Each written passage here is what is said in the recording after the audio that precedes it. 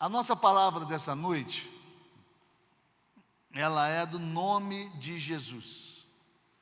Nós vamos focar o nome de Jesus.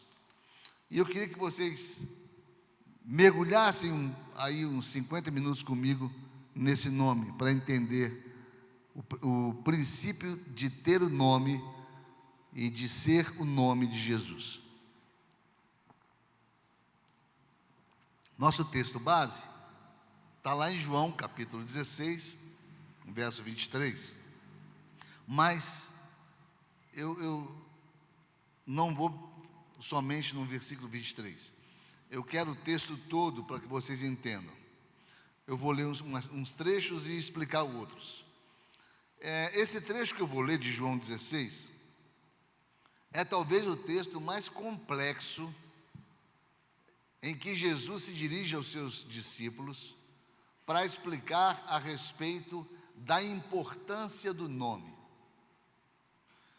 E esse nome é um nome que traz a autoridade de Deus. Antes de lermos o texto, o nome de Jesus foi escolhido pelo próprio Deus. Yeshua, ou Yeshua, foi escolhido por Deus para que nós tivéssemos por referência em Cristo esse nome Yeshua, ou Yeshua. A Bíblia fala que é nome sobre todo nome.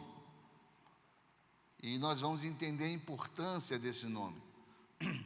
No mundo espiritual nós temos quatro autoridades que exercem a autoridade no mundo espiritual. A primeira autoridade é a autoridade emanada, que é a autoridade de Deus. Dele emana toda a autoridade.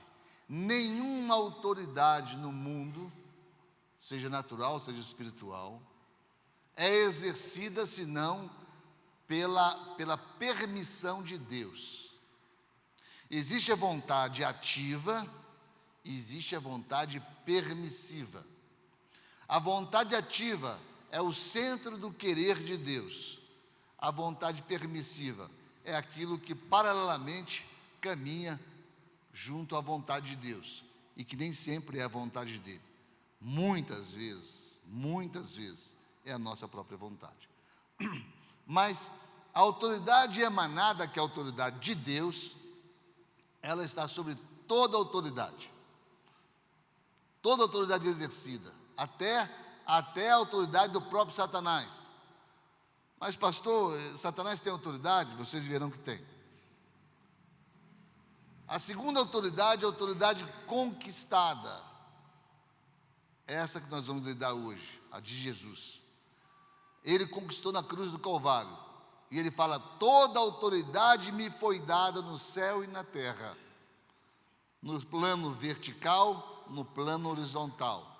Toda autoridade do Espírito, toda autoridade da alma, toda autoridade do relacionamento Deus-homem, toda autoridade do relacionamento homem-Deus, homem e homem, no horizontal. Toda autoridade do amor agape, toda autoridade do amor filéus, toda autoridade dos relacionamentos homem com Deus e Deus com sua criação, toda autoridade da criação com a criação. Então Jesus evoca a si toda a autoridade do mundo exercida por ele quando ele cumpre o propósito da cruz do Calvário. Terceira autoridade, a nossa autoridade. Mas nós temos autoridade? Temos. Nós temos autoridade. Quando exercida no nome de Jesus. Então, não existe autoridade do homem no mundo espiritual, senão através do nome de Jesus.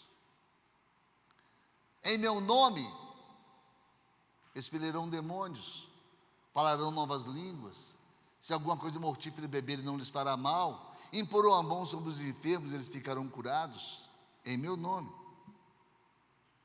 Romanos 10:9 fala: se com a tua boca confessares a Jesus como teu Senhor, e em teu coração creres que Ele ressuscitou dentre os mortos, serás salvo.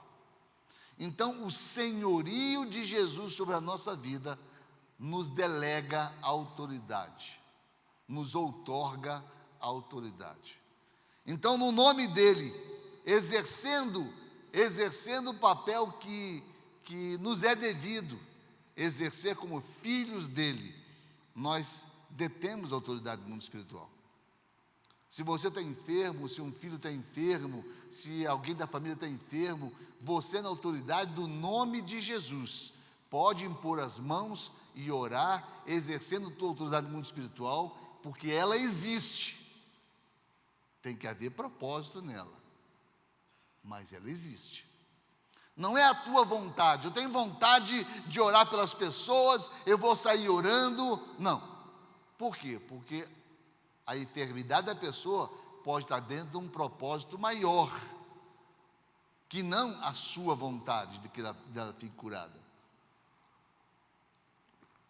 Por isso, a tua oração não funciona totalmente em todos os momentos, todos os lugares. Só funciona se estiver debaixo do querer e do realizar de Deus. Porque a autoridade que Jesus nos outorga, existe uma finalidade para essa autoridade.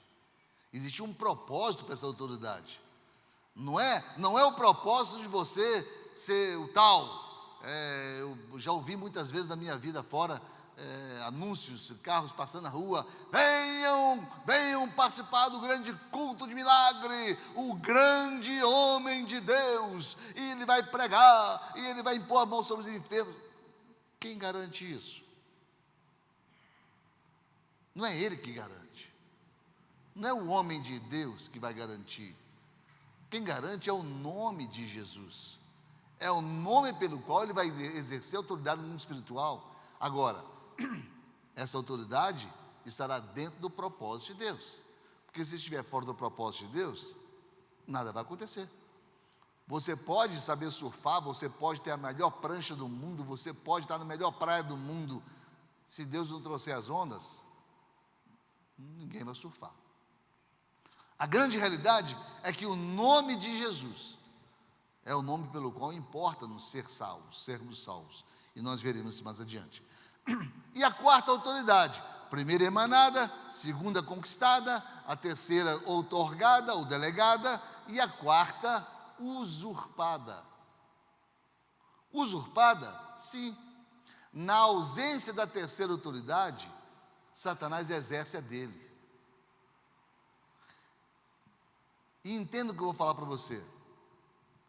Pode haver o nome de Jesus,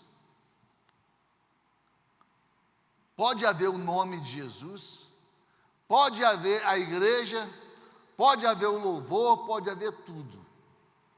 Se não houver o propósito de Deus, haverá o propósito de Satanás. Porque ele exerce a autoridade na ausência do propósito. Quantos homens se envaidecem, quantos homens ditos de Deus se envaidecem ao verem pessoas sendo curadas pela imposição de suas mãos. Aí eu pergunto, e aí, o que acontece?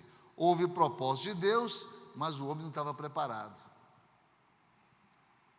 Aí conserta de um lado e estraga do outro. A pessoa é curada, mas o homem que curou, se não houver o propósito, ele vai adoecendo. Ele vai entendendo que existe algum tipo de poder na sua oração. Ele vai entendendo que existe alguma coisa diferenciada em si mesmo. E ele começa a se envaidecer. Ele começa a olhar para si mesmo e ver brilho. Aquilo que acontece lá em Ezequiel 16, aquilo que acontece com o anjo chamado Satanás. Ele começa a ver nele brilho e começa a pensar, a entender que exista nele algo de especial. E pior que isso, não controlado por Deus, controlado por apenas ele mesmo.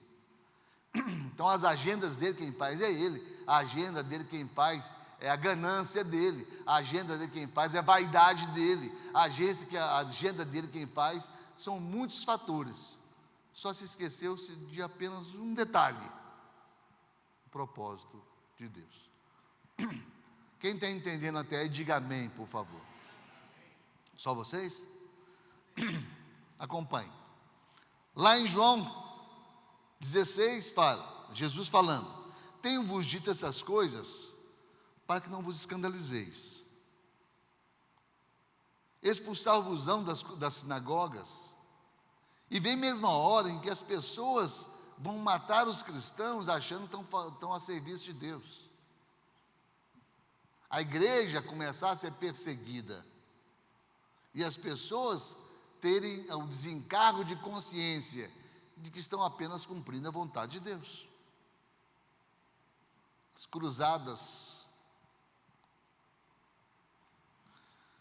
E isto vos farão porque não conheceram ao Pai nem a mim, mas tenho-vos dito isso, a fim de que, quando chegar aquela hora, vos lembreis que eu já havia dito isso. Nós vivemos um tempo, queridos, eu não quero fechar Deus nessa década, na próxima década, não quero contextualizar esse texto e dizer para vocês que isso está se aplicando nos dias de hoje, mas tem muito do tempo de hoje, nesse texto de João 16.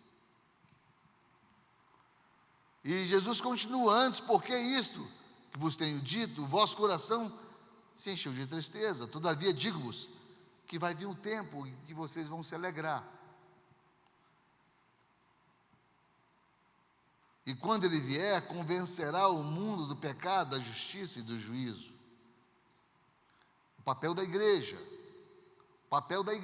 levar o Espírito Santo de Deus ao contato com o homem. Entendam uma coisa: não somos nós quem convencemos ninguém. Não somos nós quem convencemos quem quer que seja. Não é você pregar para uma pessoa necessitada que vai garantir que ela aceite Jesus. Não é a necessidade dela que vai impulsioná-la a aceitar Jesus. Entendamos isso aqui.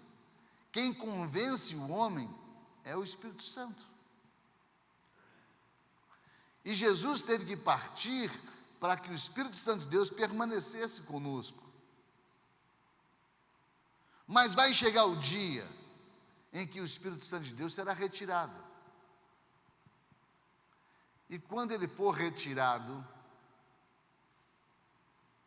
e eu não acredito que isso seja de forma instantânea, eu acredito num lapso de tempo de retirada, porque em Mateus 24 fala sobre o esfriamento da igreja. E quando se dará o esfriamento da igreja? Na multiplicação da iniquidade. Ou vocês acham que os dias que nós vivemos são tempos diferentes do tempo de Noé? Não. No tempo de Noé, tinham todos os desvios comportamentais que hoje em dia tem, e de uma forma menos abusiva do que hoje em dia tem, porque hoje, muitos desses desvios estão virando projeto de lei. Então a igreja será perseguida por perseguir desvios comportamentais. Já está sendo perseguida.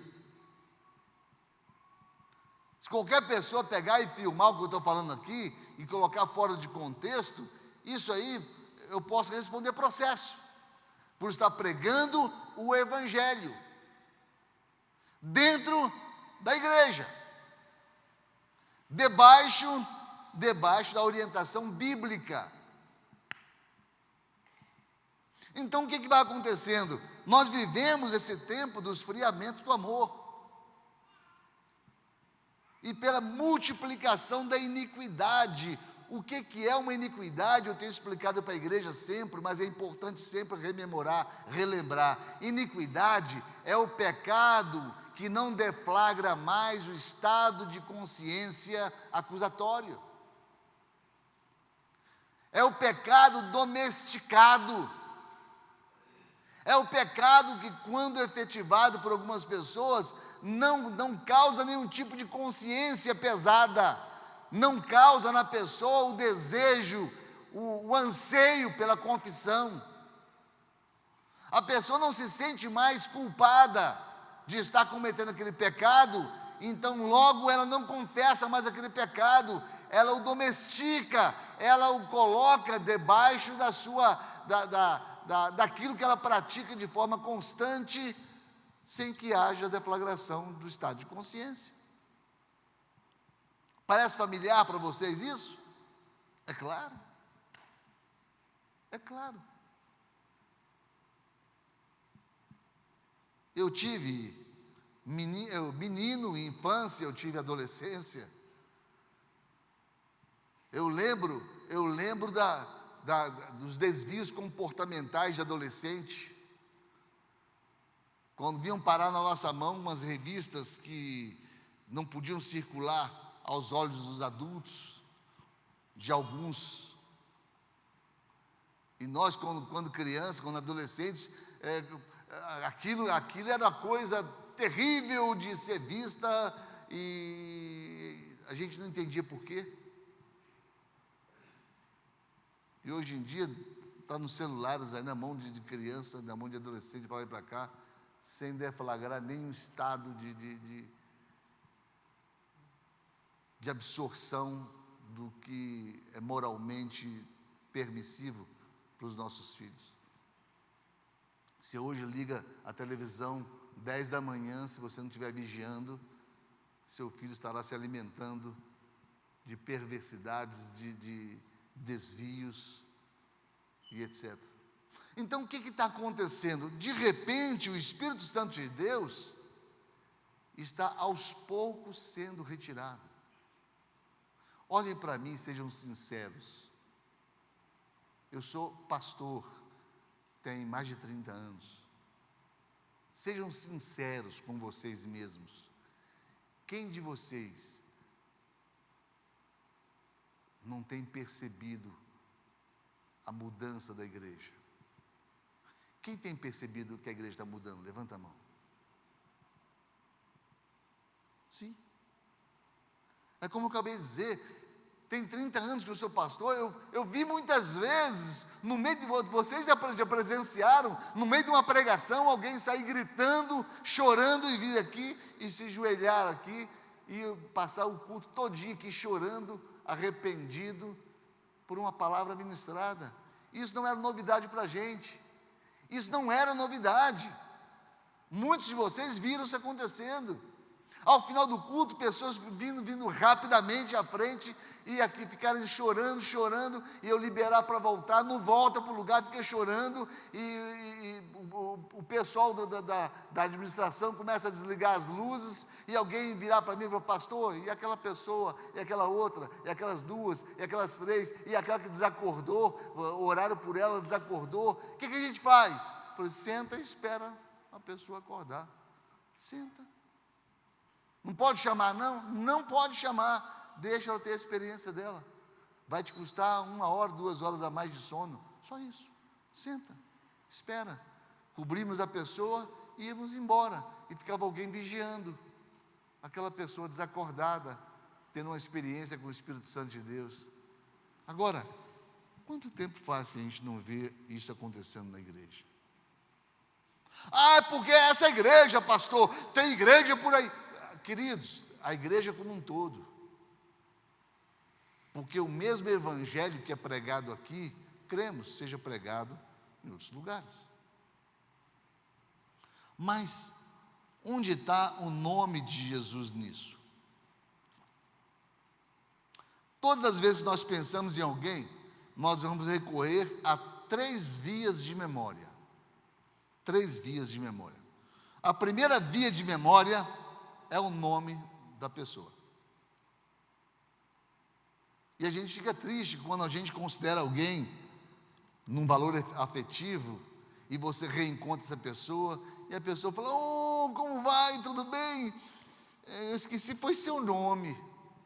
Aí você fica chateado com aquilo. Você traz a pessoa no coração assim, numa distinta consideração, e de repente a pessoa fala: "Oh, como vai? Rapaz, quanto tempo, hein? Eu nem estava te reconhecendo, e eu esqueci, foi seu nome." Ou senão a pessoa fica enrolando, né? E você não ouve durante os primeiros 5 minutos ela falar o nome. "Deixa eu anotar seu telefone aqui." Aí eu sou assim, eu já falo no meu nome logo, dou o nome, Pastor Romero. "Ah, é mesmo, Pastor Romero." Eu sabia que ela não estava lembrando o nome. Porque o nome faz parte da nossa identidade. O nome que trazemos das pessoas é de suma importância. Eu tenho um amigo que a gente administrou junto a alguns shopping centers. Ele mora em São Paulo, é um dos papas de shopping no Brasil. E ele é muito tecnológico. Então, há 20 anos atrás, 25 anos atrás, a gente mexendo com shopping, eu administrava na época o Shopping Bougainville, e a gente vendo a respeito do destino do shopping, sentei com um pessoal para conversar a respeito do shopping, e eu sempre vi ele anotando as coisas. A gente conversando, na hora do almoço, ele parava, largava, pegava a agendinha eletrônica dele e anotava alguma coisa. Daqui a pouco ele parava, começava, anotava alguma coisa. E assim que eu conheci ele, eu percebi esse hábito dele de anotar as coisas. Uma vez eu presenciei, passaram-se 5 anos mais ou menos, nós nos encontramos com um certo empresário e fomos almoçar novamente com esse empresário, 5 anos depois, e sentamos assim, um pouquinho antes de a gente sentar e encontrar com o empresário no restaurante. Ele parou no cantinho, ele leu, voltou. Aí sentamos. 5 anos depois, sentamos e ele perguntou para o empresário: "Rapaz, você deve estar aflito, hein, rapaz? Você faz aniversário daqui a 3 dias, hein?" "É? Puxa vida." Aí ele olhou: "Como é que a dona fulana está pensando a respeito de casado com um cara que está ficando velho desse jeito?" "Vai bem?" "Vai bem." "E o seu filho, fulano, ciclano e beltrano? E o fulano, já terminou aquele estudo? E aquele negócio que aconteceu?" Eu olhei para ele e falei: "Mas o que é isso, rapaz? 5 anos depois, ele nunca mais viu esse cara, ele sabe tudo sobre a vida do cara." Mas é porque ele anotava detalhes da vida das pessoas que eram importantes para ele. Até hoje ele faz isso. Quando ele me liga, ele fala: "Tudo bem? Como é que está a dona Cristina? Vai bem? Tá? E o Rubem? Cadê o Rubão? Que eu nunca mais vi o Rubão, tá? E a Rebeca? Como é que está a Rebeca?" E essa? Falei: "Rapaz, ele lembra mais do nome dos meus filhos do que eu."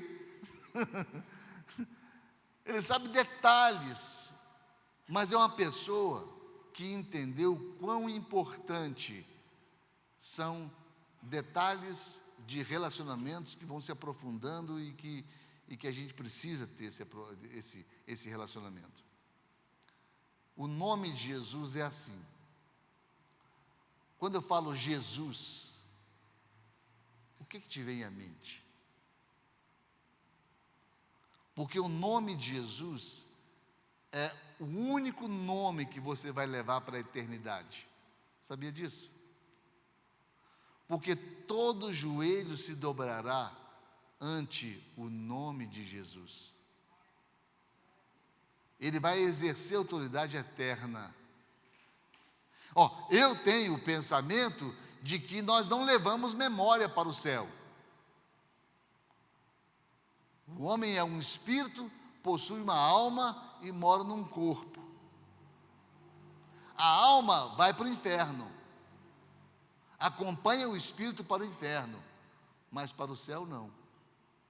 Porque a alma é a nossa intelectualidade, é a nossa vontade, são os nossos desejos, e nós temos muitos desvios emocionais, vida fora, colecionamos muitas decepções, muitos rancores, muitas situações que precisam ser tratadas e são tratadas aqui.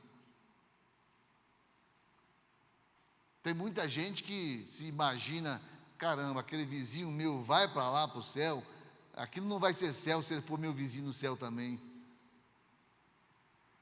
O que está acontecendo? As lembranças não vão, porque senão você ficaria triste por aquele que você não vai ver lá. Ficaria triste por aquela pessoa que significa tanto para você, e lá você não vai vê-la. Mas no inferno, as lembranças fazem parte do fogo eterno, que é o fogo acusatório, é o fogo da consciência, é o fogo da oportunidade que não foi aproveitada, é o fogo do sim para Jesus que você nunca falou, é o fogo das indecisões, dos medos, das lembranças, das memórias. Ah, mas e quando você amava? É o fogo da memória de não ter a pessoa no mesmo lugar que você. Ou fogo que te aponta para você, mas não aponta para a pessoa. Então, a memória indo para o inferno é a memória de Lucas 16, do rico, quando fala: Pai Abraão, peça a Lázaro que molhe a ponta da minha língua. Lázaro não está ouvindo ele falar, quem está falando com ele é Deus, mas ele tem toda a memória da vida dele passada. Isso está registrado lá em Lucas 16, depois vocês podem ler. Agora, o nome de Jesus você leva para o céu, porque é o nome pelo qual importa que você seja salvo. É o nome do teu passaporte, é o nome do carimbo do Espírito Santo, colocado na tua testa. O nome Jesus, espiritualmente, está na nossa testa. É a nossa identidade, porque nós somos protegidos pelo sangue de Jesus. Nós somos guardados no sangue dele, no propósito dele. Então o nome de Jesus nos leva para o céu. É para ele? Que seja forte então. Se é para ele, faça força, meu irmão.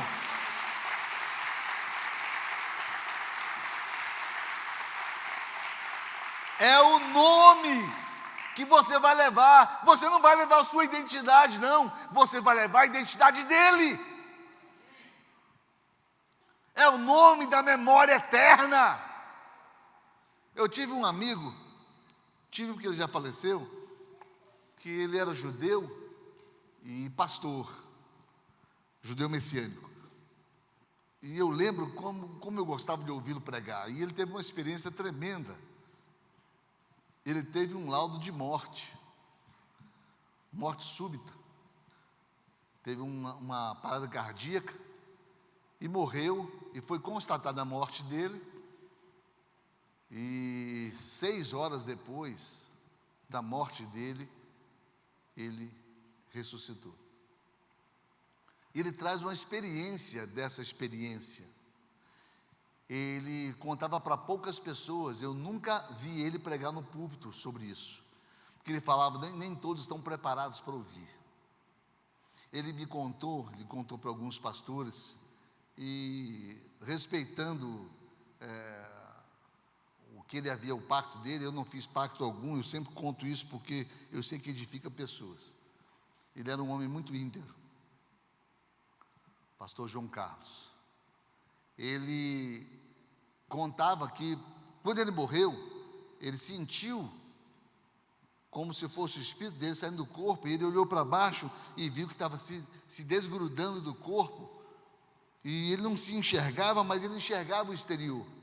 Ele viu o corpo dele, e ele começou a subir, e tentou se agarrar a coisas, meio assustado com aquela experiência, mas nada segurava ele não segurava nada. E ele foi subindo, passou pelo teto, foi subindo, ele foi vendo a cidade onde ele morava, que era no sul do país, ele foi vendo o bairro, ele foi vendo tudo, de repente ele foi ganhando altura, e de repente ele foi sugado. E essa é a experiência dele, ele foi sugado numa velocidade que ele não entende essa velocidade, e de repente ficou tudo escuro, e ele começou a clamar o nome de Jesus. Ele dizia que quando ele começou a clamar, o nome ecoava no espaço,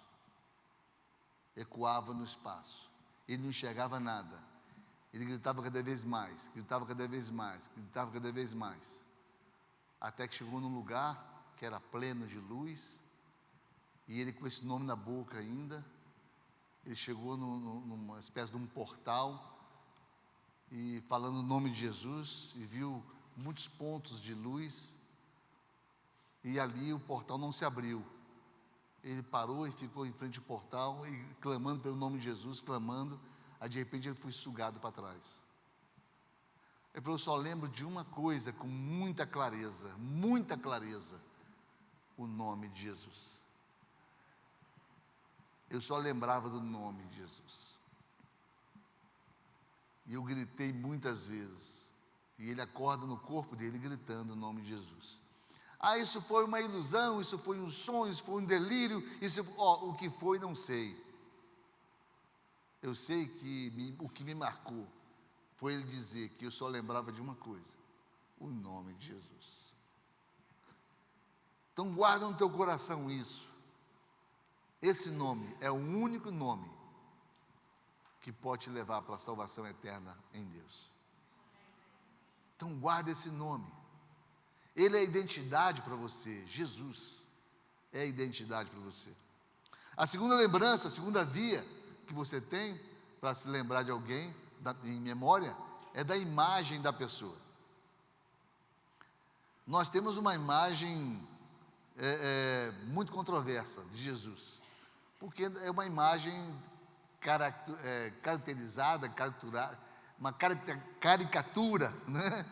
Que não é, na realidade, a fisionomia de Jesus, né? E a gente vai vendo essa imagem cada vez mais distorcida, porque a gente não tem a imagem de Jesus. É algo que não está guardado na nossa mente, né?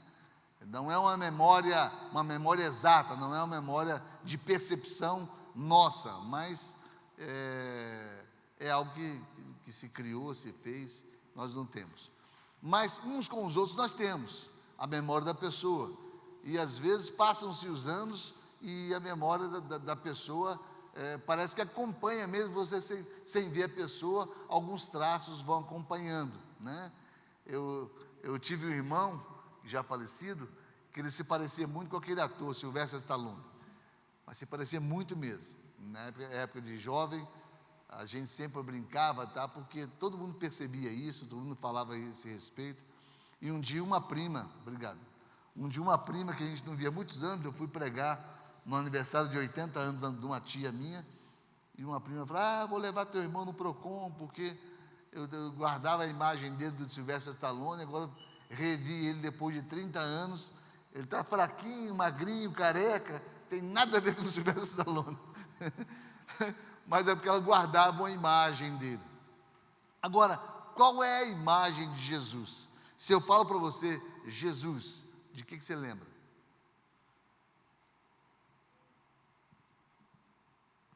Pode falar alto. Fala alto. Pode falar alto. Fala para eu entender, para todo mundo entender.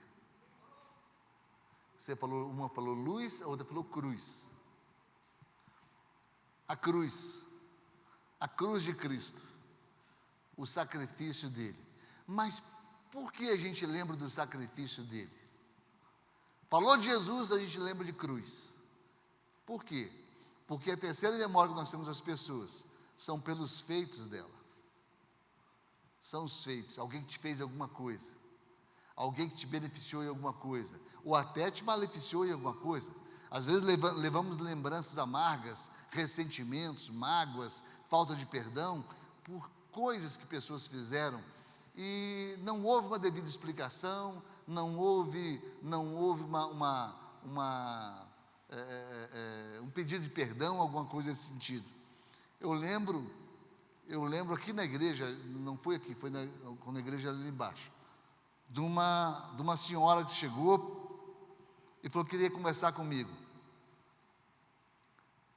Quando eu mudei para Anápolis, eu vim de Bela Vista de Goiás, eu era gerente do Banco Brasil, e vim para cá em transferência. E nós fomos congregar numa igreja, eu e meu amor, minha esposa e os nossos filhos.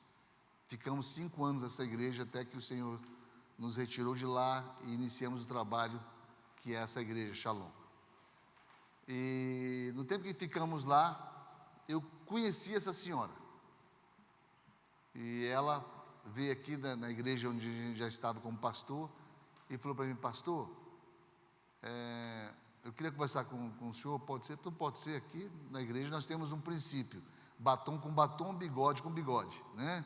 Então, pastor não aconselha irmãs. Quem aconselha irmãs são as pastoras. Os pastores homens aconselham os homens, e as pastoras aconselham as mulheres. Nós temos isso por hábito, e isso é um hábito muito sadio, muito bom. Então, minha esposa terá que participar. Pois não, meu amor veio, e tanto eu quanto ela assustamos quando ela falou: pastor, me perdoa, porque eu te odiava tanto. Eu olhei para a pessoa, pensei: meu Deus, o que eu fiz para ela me odiar tanto assim? E eu falei: mas o que eu lhe fiz para você me odiar tanto? Ele falou: nada. Eu falei: por que você me odiava? Eu falei: não sei. É porque o senhor começava a falar, parecia que o senhor falava de tanta coisa, tão difícil. O senhor falava, era umas coisas que ao mesmo tempo que eram bonitas, tá? Então eu não gostava muito. Eu achava que o senhor era um exibido, porque o senhor ia ler para poder falar, e o senhor ia pesquisar para poder falar. Eu não estava acostumada com isso, e eu preconceituei a sua pregação. E quando o senhor falava, eu odiava aquilo. E eu passei a odiar não mais a palavra, mas ao Senhor. E eu falei: esse é um problema sério, né? Aí eu não odeio mais não. Eu falei: não, pastor, eu pedi a Deus perdão, e estou pedindo ao Senhor, me perdoa. Não tem motivo nenhum de eu ter raiva do Senhor. Mas eu preciso confessar, porque eu estou com câncer, e eu estou à morte. Foi me dado pouco tempo de vida, e eu preciso consertar as coisas da minha vida. Aí eu entendi o porquê do ódio. O câncer dela era mais algo na alma do que em qualquer outro lugar. Então o que acontece? Nós levamos vida fora os feitos das pessoas. Não temos a fisionomia de Jesus, mas nós temos os feitos dele, os quais lemos. Porque nenhum de nós conheceu Jesus pessoalmente, mas todos nós fomos alcançados pela graça dele. Todos nós. Algo que foi dito aqui, à frente pelo louvor, é que a graça nos alcançou. A graça te alcançou. O que você fez para a graça te alcançar? O que você fez? Olhe para mim, será que você é especial? O que você fez de especial para Jesus alcançar a sua vida? Se você parar para pensar, você não fez foi nada, como eu também não fiz nada para merecer a graça da salvação. Mas nós fomos agraciados por Cristo Jesus.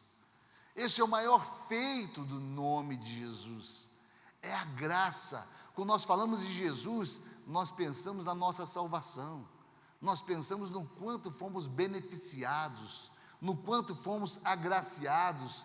Por quê? Porque assim como nós não fizemos nada para receber a graça, nada do que fizemos pode nos levar para o inferno.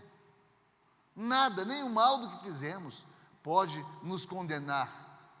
Por quê? Porque a graça nos alcançou. E a graça de Jesus nos alcançando, não existe pecado nesse mundo que te leve para o inferno, desde que você aceite a graça, desde que você não recuse a graça.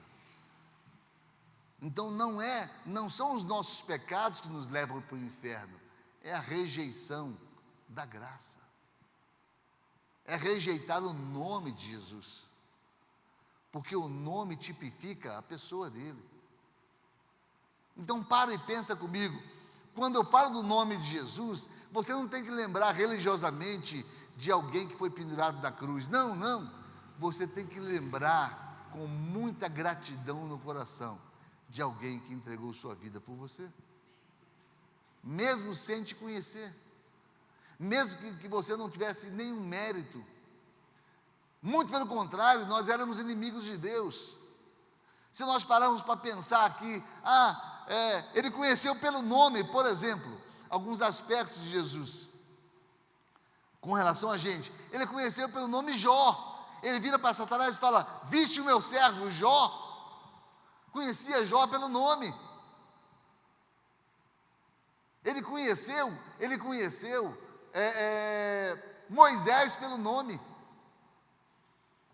Ele distinguiu Moisés pelo nome. Então, no nome de Jesus, tem salvação.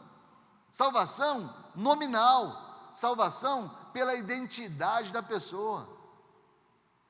Ele conheceu Davi, Atos 13, 23, se não me engano, que ele fala assim: achei Davi, homem segundo o meu coração, que fará a minha vontade. Ele conhece Davi pelo nome. Ele conhece Saulo pelo nome, Paulo pelo nome. Ele conhece tantos outros que eu vou lembrando, vão misturando na minha cabeça aqui, tantos que ele chamou pelo nome. Ele foi lá e pensou pelo nome. Existe uma busca de relacionamento. Adão, existe uma busca de relacionamento de Deus. O nome Jesus para você tem que ser um nome relacional, intimidade. Tem que haver intimidade. Eu já preguei desse púlpito aqui, falando para você o que é a verdade. O amor gera o relacionamento, ou o relacionamento gera o amor? A igreja aprendeu que o relacionamento gera o amor. Agora, você ama Jesus? Eu sei que você ama. Foi a maior convicção que eu achei no meio de todos vocês. Você ama Jesus? Pare e pense no que eu estou falando. Estou concluindo a palavra.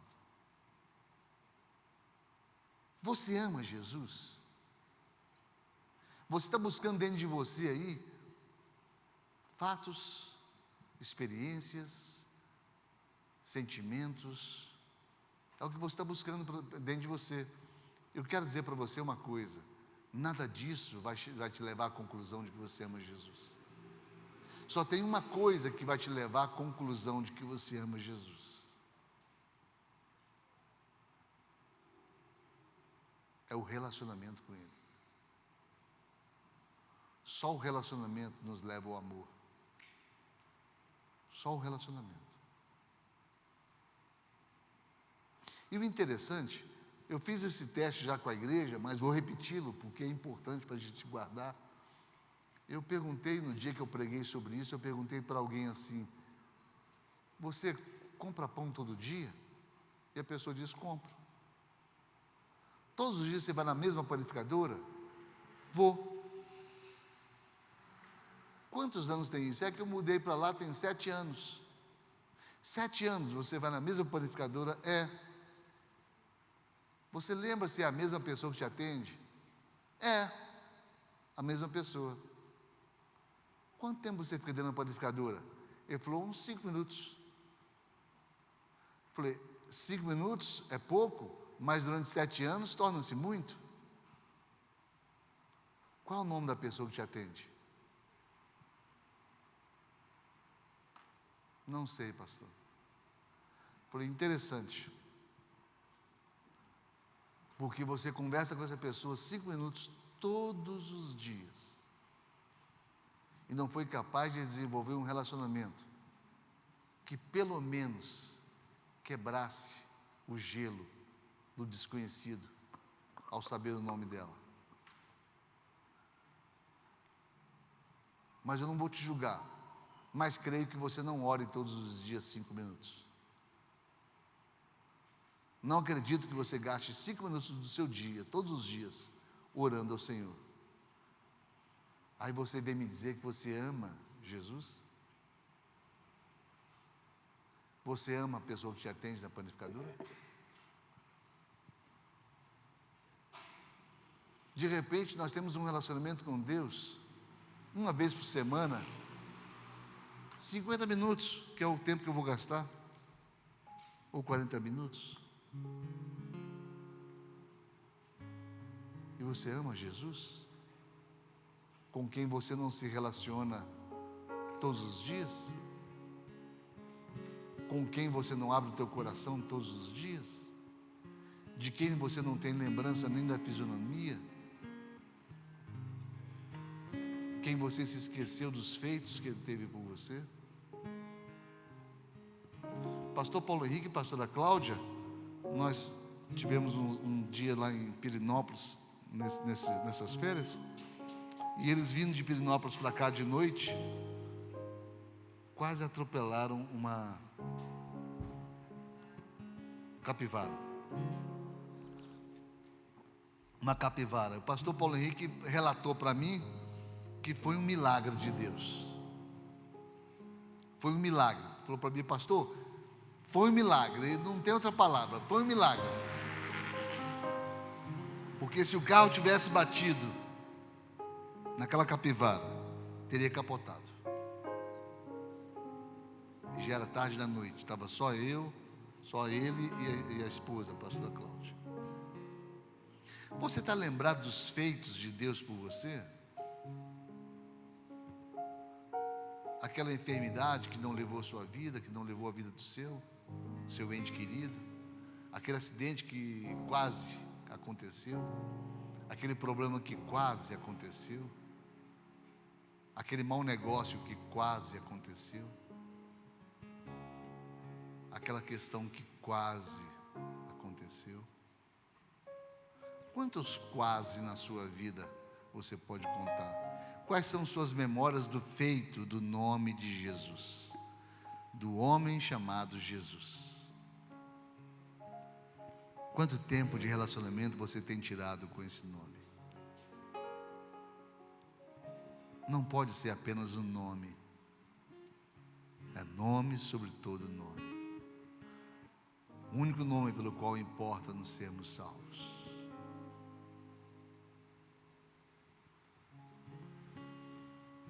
Vamos ficar de pé? A palavra de Deus nos fala que todos pecamos e carecemos da glória de Deus. O dogma da Imaculada Conceição, proclamado em 8 de dezembro de 1854 pelo Papa Pio IV, chamado Bula Ineffabilis Deus, declara a santidade da Virgem Maria desde o primeiro momento da sua existência, contrariando Lucas 1, 46, 47, onde a própria Maria diz: minha alma engrandece ao Senhor, e o meu espírito se alegra em Deus, meu Salvador. Ela sabia que precisava de um Salvador. Ela sabia o quanto era importante Jesus na vida dela.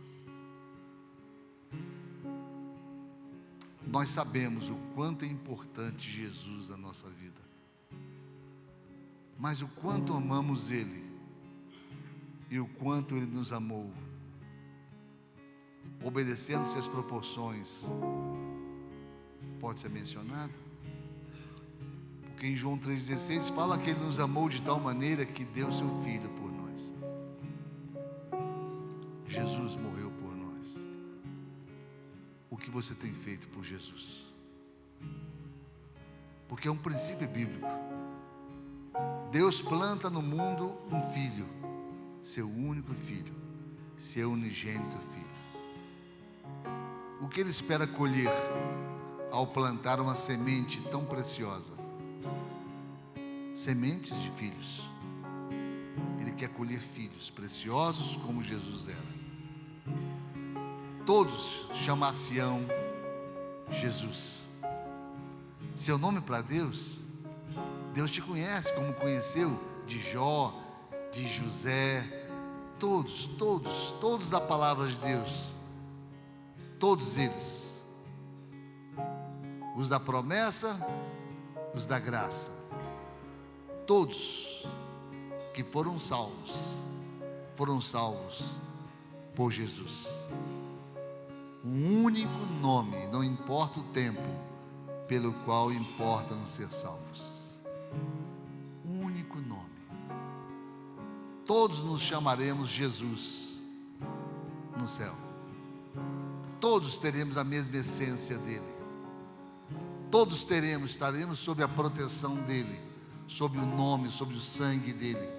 O sangue que nos purifica de todo pecado. Quando a palavra de Deus fala que ele vem para nos convencer do juízo, é porque nós não seremos julgados e condenados. Nós somos salvos em Cristo Jesus. Coloca a mão no teu coração e feche seus olhos. Eu quero orar com você. Eu não sei o que você traz no teu coração e trouxe essa noite aqui. Eu sei que antigamente na igreja, quando nós falávamos que Jesus estava alcançando vidas, é porque, pelo convencimento do Espírito Santo de Deus, pessoas aceitavam Jesus como Senhor e Salvador de suas vidas. Jesus não mudou, seu propósito não mudou, seu projeto não mudou, e o seu poder está à nossa disposição quando estamos dentro do projeto dele. Eu estou debaixo de uma autoridade outorgada, delegada pelo nome de Jesus. E pelo nome de Jesus eu te convido a tomar uma decisão definitiva por Jesus. Mas já tomei, pastor, eu já tomei alguns anos atrás, só tomei afastado. Não existe meio céu, não existe meia decisão, não existe meia conversão, só existe conversão inteira, só existe céu inteiro, só existe decisão total. Então é momento de você desfazer do que é meio, desfazer do que é fake, desfazer daquilo que não garante e abraçar o nome de Jesus, nome sobre todo nome. Eu quero te convidar a vir à frente e encostar aqui no púlpito. É a forma de você dizer sim para Jesus. Enquanto isso, nós vamos louvar ao Senhor, enquanto o Espírito Santo de Deus toca no seu coração e você vem aqui à frente, em nome de Jesus. Sempre que eu leio a história de Cristo, não se intimide por ninguém, eu fico é você a e Deus, pensar você com e grande Jesus. emoção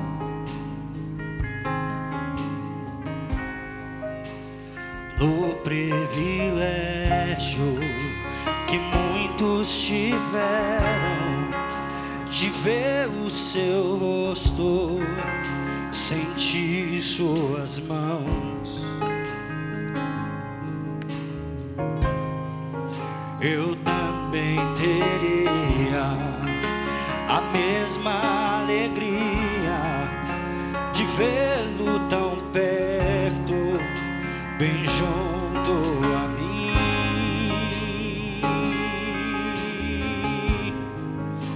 Olhar em seus olhos serenos e meigos, ó, como eu seria tão feliz assim. Glória a Deus. Antes de terminarmos o cântico, o Espírito Santo de Deus colocou no meu coração algo. Um dia eu fiz isso, um dia eu fui à frente, chorei tanto. Parece que foi ontem. Eu tinha apenas 14 anos de idade. Foi a decisão mais difícil que eu tomei na minha vida. Mas quando eu olho para trás,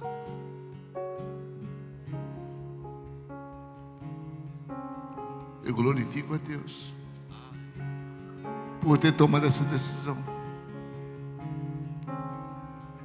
Minha vida não teria sentido se não fosse por Ele. Eu não seria feliz como eu sou se não fosse com Ele. Eu não teria os projetos que Ele me deu. Não teria a família que Ele me deu. A vida que Ele me deu. Tudo é dele. Tudo pertence a Ele. A oportunidade é lançada a todos nessa noite. Todos, indistintamente. Você que está me ouvindo, É tua oportunidade. Eu não sei por que o Espírito Santo de Deus está fazendo com que eu insista. Eu não sou de insistir. Eu acho que Jesus não é banana de final de feira. Mas eu sinto que há uma resistência muito grande sobre algumas pessoas. O Espírito Santo de Deus te trouxe aqui nessa noite para que você resolvesse de uma vez por todas esse problema que te aflige. E esse problema é a ausência dele na sua vida. Você veio aqui nessa noite porque Jesus quer se encontrar com você. Você vai apenas dizer sim ao sair do seu lugar e vir à frente. Cantaremos mais uma vez a música. É a sua chance de se encontrar com Jesus. Queria saber como era o seu rosto, embora eu sinta que era muito lindo, inspirava fé e também confiança, e dava a todos um gozo sem fim.